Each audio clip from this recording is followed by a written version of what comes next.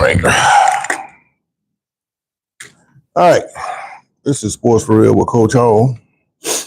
Woke up this morning with sniffles, and that's partly my fault. Knowing all the time that I got a food allergy, I go and buy me. I couldn't help it. I had to go buy me some peanuts, and look like I'm starting to pay the price for it.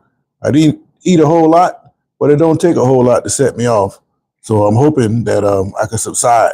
But if not, I got these loratadine pills that you can get out of Walmart. If you got an allergy and you want to get rid of it, take one of these loratadine pills, man. It'll knock it right out. So I want to try to get through this. But the NBA playoffs, the Western Conference Finals finally tip off tonight when you have Minnesota coming down to take on OKC. These division rivals are going to go at it, and it's highly anticipated. OKC, in my opinion, has been the best team all year.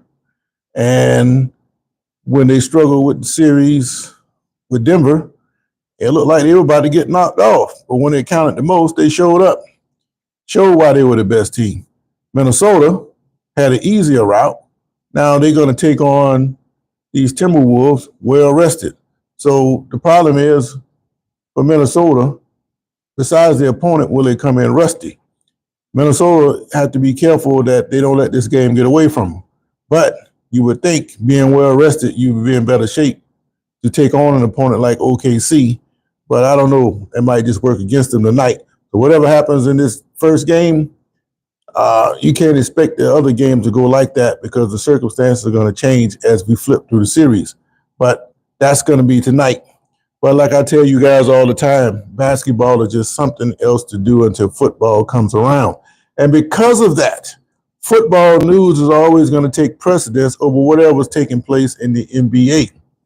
Such is the case with the spring meetings that the NFL owners are holding, and they always propose these different rule changes. And two rule changes that are out there now. The first thing is the Tushpush. Are the Eagles being punished for coming up with that Tushpush that nobody can seem to stop? All right, how we doing? Okay. Got these idiots out here. I don't have time for that. But they came up with something that nobody can seem to stop. And because of that, they seem to be being punished for it because it's a tremendous advantage. So the Green Bay Packers, they say, well, we're going to cite player safety as the reason why this play should be thrown out. Now, translation, they aren't the first ones to come up with such a scheme, and they're crying foul. But if you look at that picture of the Tushpush that I have on that thumbnail, look at the position of the quarterback. You can't stop the Tushpush because there's just too much force moving with a head start that it's almost impossible to stop that on a consistent basis. But the quarterback in this case is exposed. I told you guys before.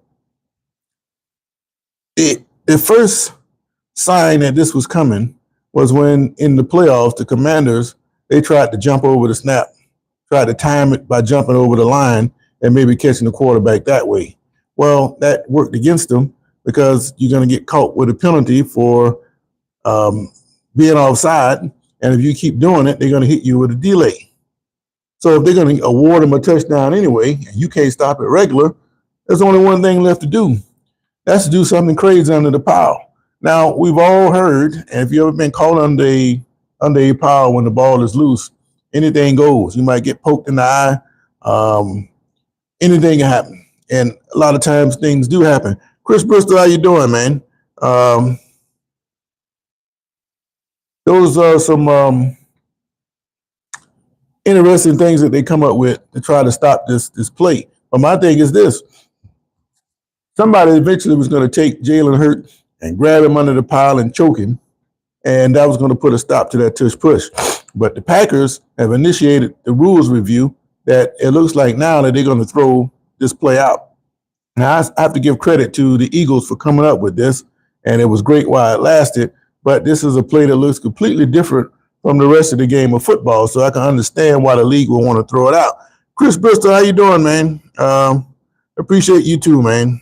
But like I said before, not Bristol, but Jalen Hurts eventually was going to get hurt under that pile, because if you can't stop it, you know what's coming. Everybody know what's coming. This play here is just so out of the ordinary from everything else. It was just a matter of time before somebody grabbed him by the neck and choked him. And because of that, it gives credibility to what Green Bay is saying about the player safety. Yes, it's a scrum and you got bodies falling all over the place. I don't see anybody getting hurt from that really, but I see the quarterback eventually getting choked under the bottom of that pile, and that was going to put a stop to it. So the Packers are correct in that instance as far as player safety goes, because out of desperation, you're going to do whatever it takes to get that player stopped. And that's what was going to happen next. Washington couldn't do what they wanted to do. That was going to backfire against them. So the only thing left to do was to solve it yourself, and that was to hurt the quarterback. And luckily, it doesn't come to that. But it looks like the tush push is out. So looks like the poll question asks, are the Eagles being punished for this tush push? And I think they are. But it hasn't been finalized yet, but it looks real good that it's going to be outlawed. Yes, it's like Vilified Logic said, it is a glorified quarterback sneak, but it's just rough. And Glenn Needle says, what about the 49ers? I don't know if you're talking about the tush push or not, but he just signed Brock Purdy to that record quarterback deal. So he's feeling pretty good about himself now, especially since he came from that Mr. Irrelevant spot. The other rule change is the one that got me hot. All throughout the history of the NFL, if you won your division, you're going to get a home playoff game regardless of what anybody else does. The logic being, if I win my division, most of the time, I am going to have a better record than teams who don't win their division. Well, when you start adding teams, and then you have a small number of teams in the division, like you have now with 4 being the max, the opportunity for some other team that doesn't win the division, they could have a better record than you.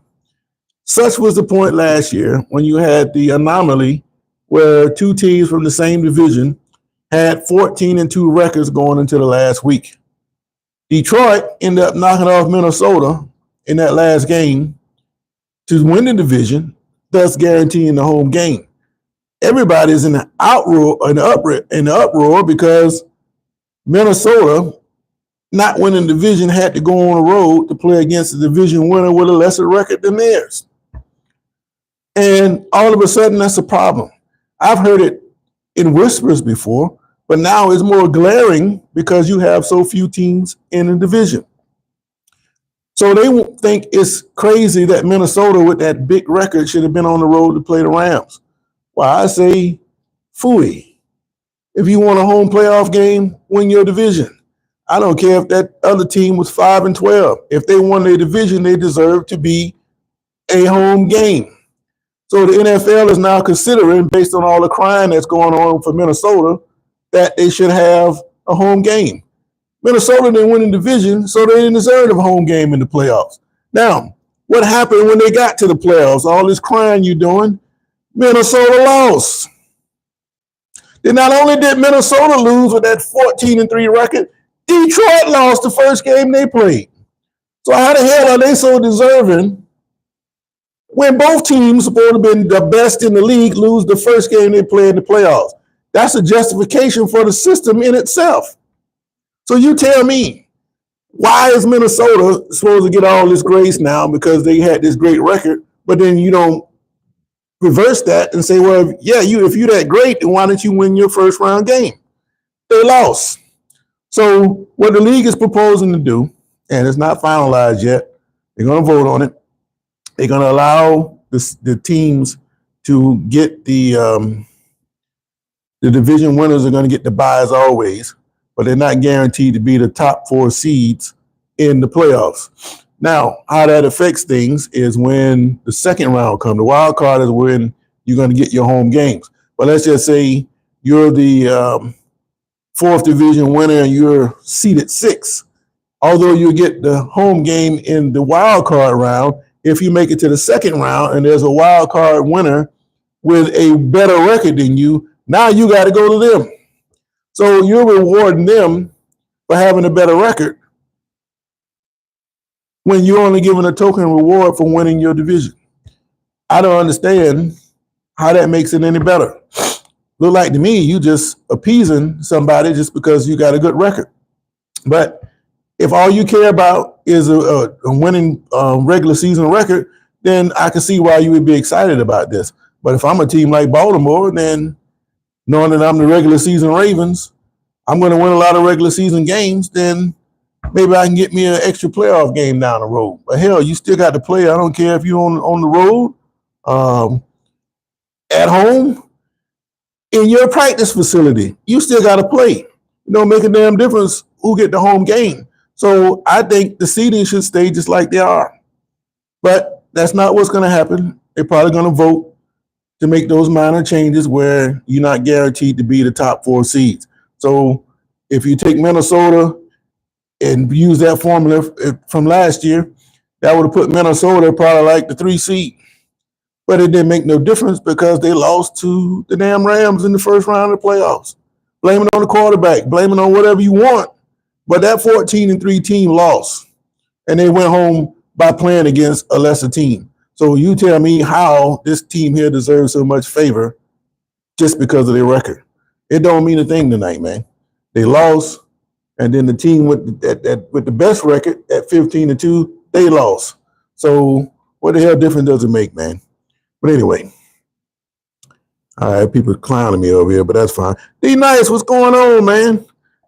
You say OKC is not selling tickets to the game to Minnesota fans. I don't think they really have a control over that, D-Nice. I think that's something that the league should be controlling. It's going to be some Minnesota fans in there because they're going to be allotted a certain amount of tickets. Now, what you might be saying is the OKC fans who have tickets may not want to sell to Minnesota fans in favor of their own fans. I can understand that. But this time of the year, it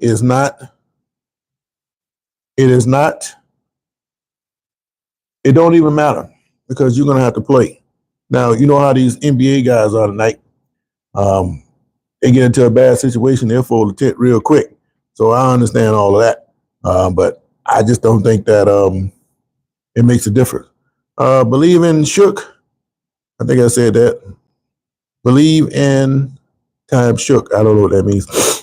I like OKC. I've been telling you OKC is the best team all along. You want my prediction for the Super Bowl? 49ers versus Ravens? No, that's not my prediction. Last year, I give Lamar Jackson credit. I'm giving him hell because when the game's on the line, he hadn't shown me that he can throw the ball and actually get his team in scoring position. But that last drive against the Bills, he did show me that he could engineer a drive to get his team in winning position. It wasn't his fault that Andrews dropped that conversion. I think it was a 2-point conversion he dropped. That's not his fault. He did hit him. It was a little late, but there's no excuse why the man didn't catch that ball. And I also reference the fact, as much hell as I gave Jackson, all the bad throws he made, in the playoffs, it's always the receivers. He'll make a good throw and they'll drop it. He can't control that. But he can't say anything about it either because he's made a ton of bad passes and where the receivers caught it and made him look good. But Andrews, no excuse for dropping that pass. But he did show me that he could take a team down the field when he had to do it. And that's the first time I've seen him do it. And I like to see him do it again. But the 49ers, no, I don't see you going to the Super Bowl. I think your window is closed. You're going to have to rebuild that team. And I'm not quite sure yet. Philadelphia is going to be hard to beat, but I think the injury bug is going to bite them this time, and it's going to have a different look. Washington seems to be building in that direction. Detroit's going to learn from their mistakes. So I would take somebody from Washington, Detroit, and Washington, Detroit, and the Rams are on paper right now looking like the best team. So one of those 3 teams going to take on, right now, I just might as well go ahead and say it, I'm going to go on a limb, and the Steelers are going to the Super Bowl. It's going to be rough. We got to find a quarterback. We got to lock all that stuff up before camp, but we're going to be all right. All right. We go back to D Nice over here. D Nice, I don't know. No, they can't get right. Baltimore and Detroit. Detroit don't have a heart. Baltimore, and they just a regular season team. And you can't expect Henry to carry you like that. Eventually, he's going to fall apart. That man's got an awful lot of carries on his back, and he can fall apart at any time. Okay, I'm rubbing off on you the wrong way? No, I don't know if you're talking to me or not, man. I'm just saying to you, I don't think you're going to be able to get by OKC. And I'm just giving my opinion like you give yours. I don't know if you're talking to me or somebody in the chat, but I like the way you're talking, D Nice. So come on with it, man. But I want to go back and forth with you the whole series because I don't think that Minnesota, if they're going to try to run with OKC, that is a mistake.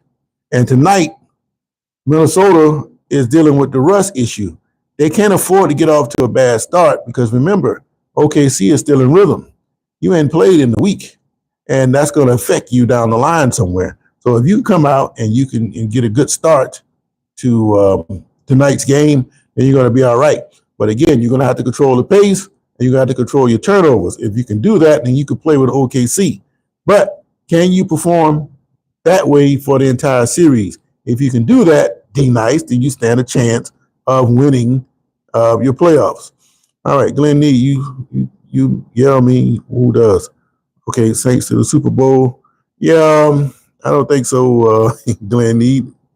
You might get you some tickets to go to the Super Bowl. Yeah, man, I'm the Steelers, man. We go to the Super Bowl, man. We don't have a quarterback. I don't know how strong my defense is going to be.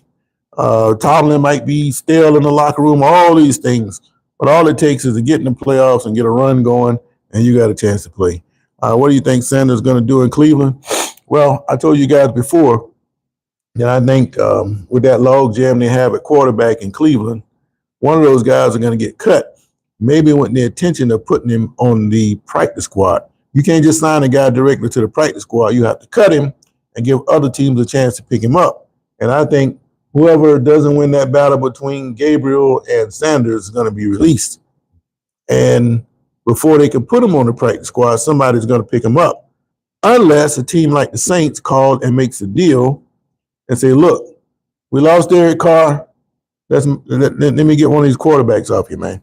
And I think that's what's gonna have that. All right, Glenn. Nice talking to you, man. Unc Saints might make it to the Super Bowl.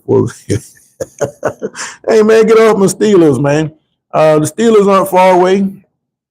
We inked Aaron Rodgers.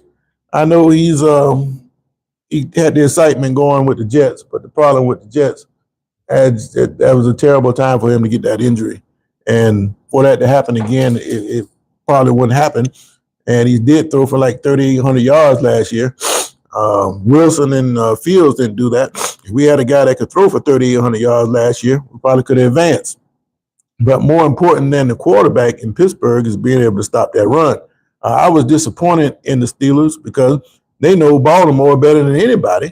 And to have them run them over like that in the playoffs, trying to chase this and chase that, that wasn't a good look for Pittsburgh. I thought if anybody knew how to put together a game plan against them, I think that would have been it'd have been the Steelers, and they didn't do anything. All right, D Nice. I thought you checked out on me, man, but I want you to come back on here tomorrow. I want to hear what you got to say about Game 1. I'm not sure if you can rip and run with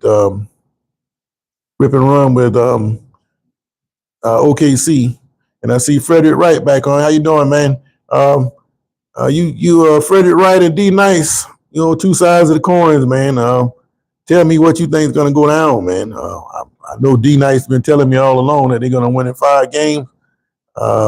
He's been playing NBA 2K or whatever too much, if he believes that. So, okay, D Nice, OKC, nice, bro. I don't think so. We only need a split. Yeah, you're right, but you're going to have to win OKC twice if you want to do it like that. That's all we need is a split. Well, it's going to be a rough hold for you, man. I just think that OKC is the best team, and you're going to have to prove it to me that you're better. I don't want to see any injuries. I want to see it straight up. Your adjustments against my adjustment. Who can hit the big shot when necessary, and let's go from there. It'll be interesting to see how that unfolds, and I'm looking forward to it. But just to recap, started out talking about the playoffs a little bit and how we got the matchup we've been waiting to see in the West. And the Knicks going to take on the Pacers tomorrow, but that's tomorrow. We talk about that then. NFL rules changes. They're going to get rid of the tush push. That's a punishment to the Eagles because they came up with something nobody else did, and it's working for them. And it's kind of hard to stop. Now, the Packers, they put the complaint in about player safety as to why this play needs to be outlawed. And I think only aspect of that is the safety part, because the only way you can stop that is get that quarterback under the pile and put one of them big meat hooks around his neck. That'll put a stop to that tush push after that. And it's just a matter of time before it happens because you can't stop it straight up. The Commanders try to jump over the pile to stop it, and then they threaten to award them with a score like that. So that's no good. The only thing left is to do something dirty under the pile. So to save Jalen Hurts and any other quarterback that want to do the tush push, it's best that the league get rid of that because eventually one of those high dollar quarterbacks, they're going to have to come get him. And nobody wants to see that. But how much can you push a man around before he starts to fight back any kind of way he can? And that's the position these defenses are in when they're facing that tush push. Jalen Hurts is going to get hurt. He's going to live up to his name.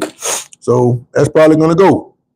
And then the other thing about the seedings, everybody's crying because Minnesota. Fred, D Nice, are you a Vikings fan too? Everybody's crying about the Vikings and how they had to go on the road with their 14-3 record, and why is that possible? Well, that's the way the NFL already done things. And because of that, I don't think they should change it. And to back that up, Minnesota with this gaudy record, what did they do? They went into the wild card round to LA and they got beat. Detroit had to bye because of their gaudy record. What happened? The first round, they got beat by Commanders. So you tell me what's the difference, man? I don't see it. All right, we know OKC is the youngest team with no experience. Experience don't mean a whole lot, man. D Nice, Freddie Wright having a good time with you, man. He swear up and down that what you're saying not making a whole lot of sense. He's talking like a fan, man. He's a fan of the Flames here. All right, let's talk about Celeb wanting to be a Vikings. I don't know what you mean by it. Oh, Caleb. Well, he might have. I saw that the other day about him not wanting to be a Bear. I think these guys get a little bit too big-headed. You ought to be happy at all that he's able to play in the NFL instead of trying to dictate what team you go to. As good as he is, there's some guys out there that got hurt along the way is just as good or better than he is. And for whatever reason, something happened to prevent them from getting to that spot. That could have easily happened to a guy like Caleb Williams and a lot of other players. So I think you should thank his blessings that he's able to play in the NFL. And damn, what team picked me up? If it's the Bears that call me up, that's who I'm going to play for until the Bears tell me they don't want me no more. Then I'm going to find me another team. That's just the way I look at that. So it's interesting to me how you talking about you want to be a Viking or somebody else. I just don't have a whole lot of respect for that. But I still think all the Packers want to come to the other side of Minnesota. Yeah, well, you know how things go in circles. You might have the advantage on them right now, but eventually it's going to come back around. But if you look at the history, after the Packers had all that great success leading into the 60s, they went dormant for a long time. They were just a doorstop for a good 20 years before they started turning around. And that can happen to any one of these teams. Less so now, or not quite as long now with the free agency, but it's very possible for any of these teams to fall apart at any time. But anyway, I just think that the playoff seeding should stay the way they are.